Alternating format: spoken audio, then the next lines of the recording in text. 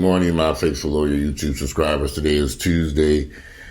It is Tuesday, the 14th this month. We're halfway through January 2020, Tuesday, the 14th, January, the year 2020.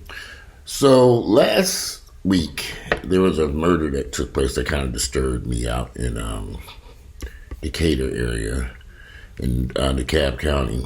A 66-year-old woman was shot and killed in her own home. Deborah Vincent was found dead in her home on Whittendale Road in Redan. So that's off Redan Road out in the Stone Mountain area.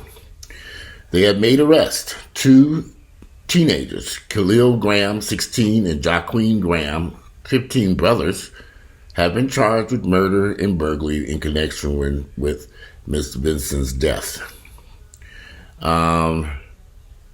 They were both taken into custody last Friday and Saturday. Her body was discovered at a home at her home at about 8:15 a.m. According to police, officers were called to the house to perform a wellness check. One of her friends had called and said they had not heard from her. They went over to check on her, and she was found shot to death inside her own home. A beige 2008 Honda Civic was stolen from the residence, and it's not clear if they recovered the car. This woman was a very important part of her community, very active in her community, well known in her community, and these two teenagers actually lived in that community. Excuse me, sorry about that. My computer was acting up again. But anyway, the state has decided to charge these two hood rats, two heathens, as adults, and they will be no longer held in the juvenile system, and they will be charged as adults charged with murder, burglary, and a bunch of other stuff, which I think is great. In Atlanta, we have a problem in our communities. We have an abundance of teenagers who are on a rampage, and they will hurt, harm, and kill you. They will steal cars. They will do carjacking, murder, rape, assault. It just the whole whatever crime they can think of at that age, they seem to be doing it. The question that always comes to my mind, because I was once 15 years of age and I was at home watching TV, but you wonder, where are the parents to these 14-year-old, 15-year-old, 16-year-old kids who don't realize that their children are not in the home? Where do they think these children are? How do these young children come across these guns? Where do they get the money from to buy these guns? Where do they steal them from other places? Where are the parents? And I'm beginning to think, and I'm a firm believer, that the parents of these young children should be charged also with being an accomplice to the crime. And I think if we start charging these parents and arresting them also, you don't know where your 14 or 15-year-old son is, then you need to go to jail with them also and be charged with the same crimes that they committed. I think if we started doing that to more of these parents, a lot of these parents would, A, stop having these bad-ass fucking children, B, start being involved in their children's whereabouts and want to know where they are, and C, that would probably end some of this mess. For the parents but black people have these children without any regard to raising them, educating them, nothing. Over in Niggaville, they don't give a shit. And the residents of Niggaville are being terrorized by these little nigglets running wild in the communities. I mean, literally terrorized. Where I live at now, this was once Section 8 housing and government housing or some type of government program where the housing was relatively inexpensive for people. Now the rents are $2,000 a month for a two-bedroom apartment. There is no more Section 8 or government housing in here and no more children. They had to get rid of that element. They couldn't keep them here, and they had been here. The owner of this apartment complex, who owns a lot of properties in the Atlanta area, eliminated that program and all its properties. He don't want to be bothered with these anymore because these parents, these children, these teenagers were terrorizing his apartment complexes. Now that that element is gone, I think we may have maybe one or two teenagers here, maybe.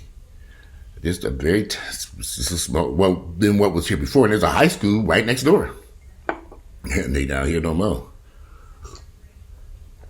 And from what I understand, that was the reason why he terminated the property, because the residents were being terrorized. The market rent residents, which they still also had market rent, was being terrorized by the people who were low income.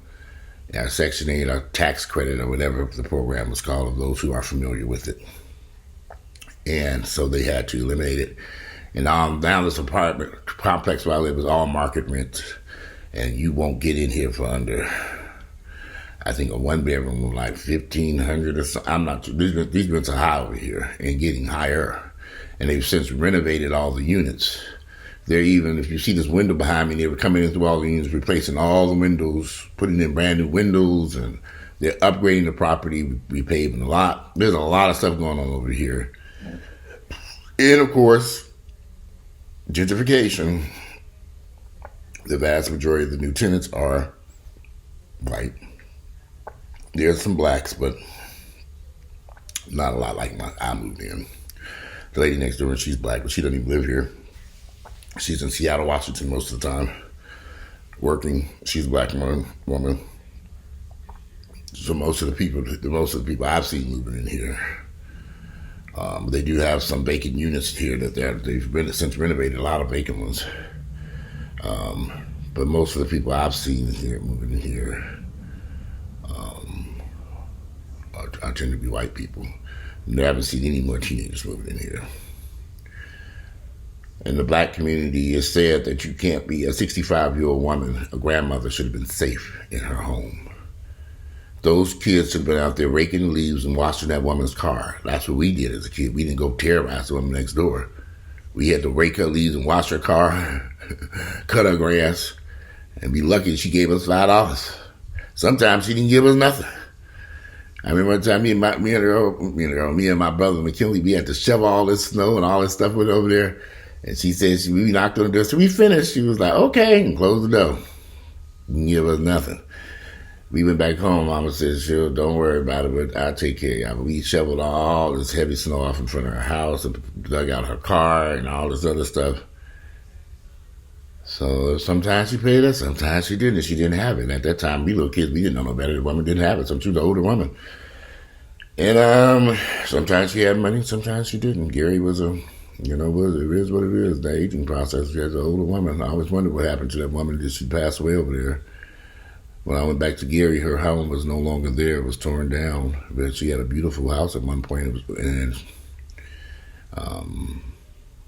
To me, Gary was once a beautiful city with beautiful homes. But when you go there now, it's just not the way it was. But if the more we allow these teenagers and their parents to get away with this, the parents are getting away with murder. The parents have to be charged along with these teenage kids. They're gonna have to come up with they'd have to come up with some really good reason why these parents should be charged. Because I don't care if they was at work. I don't care if these parents on vacation. I don't care. You are responsible for your children. They are juveniles. And since they've committed these crimes, not only are you responsible for it and you're going to be charged, but you also going to have to pay the same penalty they pay. If they've been charged with carjacking, you will be charged with carjacking. If you're charged with murder, then you will be charged with murder. This is the only way we would clean up these areas, if we want these areas to be clean. Me personally, I don't have a problem getting U-Haul, getting the hell away from them niggas. I won't live in them neighborhoods with all them hood rat niggas running around. I just refuse to. I won't do it. Because it's too dangerous. This 65 woman was killed and nobody has said a word. The community, they all kind of was sad about it and put flowers on the front door and kept it moving. This woman should have been safe in her house, in her neighborhood, in her home. But she wasn't because of some neighborhood kids, brothers, who took her life. And this isn't the only incident. There's another 14-year-old kid that was shot and killed not too far from that incident. He was shot and killed in the parking lot of New Birth Baptist Church, robbing somebody of a cell phone. They made arrangements to meet some couple in the parking lot of New Birth to buy a cell phone. So they were claiming they were going to buy a cell phone. The dumb couple came out there. And the kid snatched the cell phone. One of the kids snatched the cell phone and ran. And one of the kids that was with the cell phone happened to be a 14-year-old kid, was shot and killed during this incident that took place. Either at the church parking lot or near the church parking lot. So because I was on TV, they said it was a townhouse community.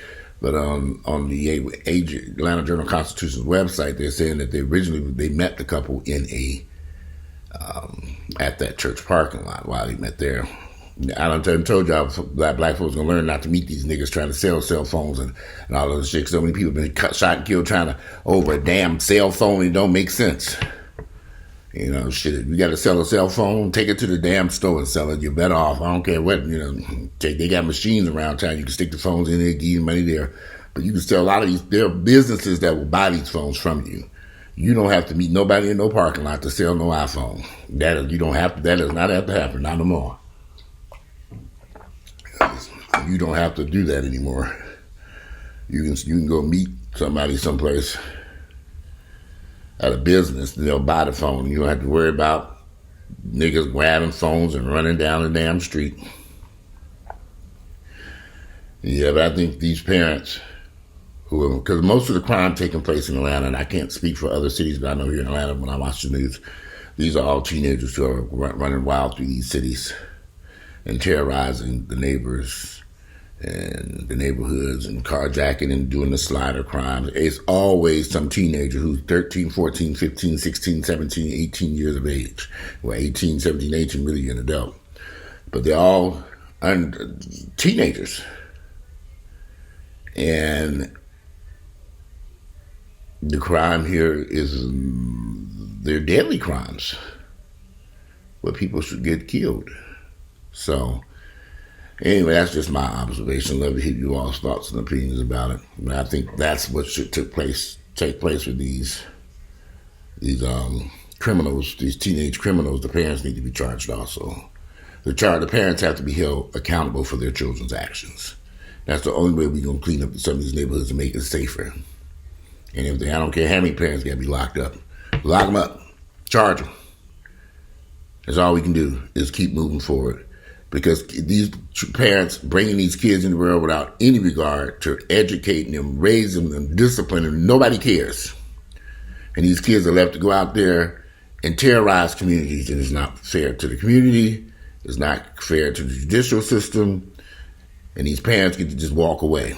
And that needs to change. These parents need to be locked up and charged with whatever crime their offsprings have been charged with. And I'm serious. And lock their asses up. That needs to happen immediately. But anyway, that's just my thoughts and opinion. I know some of y'all love cuddling criminals in the black community, but I know snitch policies and, they just kids and little Johnny didn't mean no bad. And little Johnny shot and killed, terrorizing. Y'all love cuddling criminals in the black community. That's why I don't want to live over there with you amongst you heathens. No. Anyway, if you like my videos, click like, share them with family members. Again, friends, I'm about to get dressed. Today is Tuesday. It is the 14th of January, the year 2020. This is part of my Niggaville 2020 series. I'm out of here and enjoy your Tuesday.